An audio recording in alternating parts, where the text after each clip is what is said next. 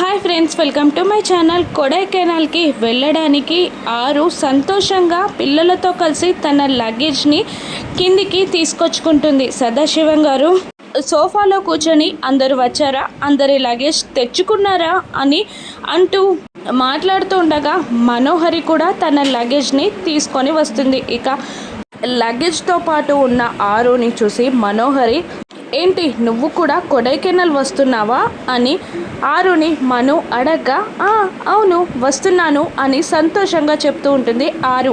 ఇక నిర్మలమ్మ గారితో మనోహరి, సమ్మర్ హాలిడేస్లో పిల్లలకి కేర్ టేక్ అవసరమేంటి ఆంటీ అని తను కొడైకెనాల్కి రాకుండా ప్లాన్ చేస్తూ ఉంటుంది మనోహరి.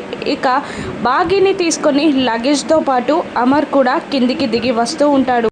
ఏంటి మనోహరి అని అమర్ అడుగుతూ ఉండగా, ఏం లేదు అమర్, కొడైకెనాల్కి పిల్లలతో పాటు కేర్ టేకర్లా అనామిక ఎందుకు వద్దు అంటున్నానంతే అని మను అనగానే మను మాటలని సపోర్ట్ చేస్తూ అమర్, అవును నువ్వు రావాల్సిన అవసరం లేదు అనామిక అని అమర్ అనేస్తాడు. దాంతో బాధపడుతూ అనామిక ఇలా అంటుంటుంది, నాకు రెస్ట్ అవసరం లేదండి, పిల్లలతో ఉండడమే నాకు సంతోషం, పిల్లల్ని చూసుకుంటూ అలాగే సంతోషంగా ఉంటాను, నాకేం కష్టం లేదు అని అనామిక అనగానే, నీకు కష్టం లేకపోవచ్చు, నాకు కష్టంగానే ఉంటుంది, కేర్ టేకర్లా వస్తానంటే నాకు చాలా కష్టంగా ఉంటుంది అని అమర్ అంటూ ఇంకేదో మాట్లాడుతూ ఉండగా అమర్ మాటలకి అనామిక బాధగా చూస్తూ ఉంటుంది. బాగి, సదాశివం గారు, నిర్మలమ్మ గారు, రాథోడ్ కూడా అలాగే బాధగా చూస్తూ ఉండగా మనోహరి మాత్రం అమర్ మాటలకి సంతోషపడుతూ ఉంటుంది.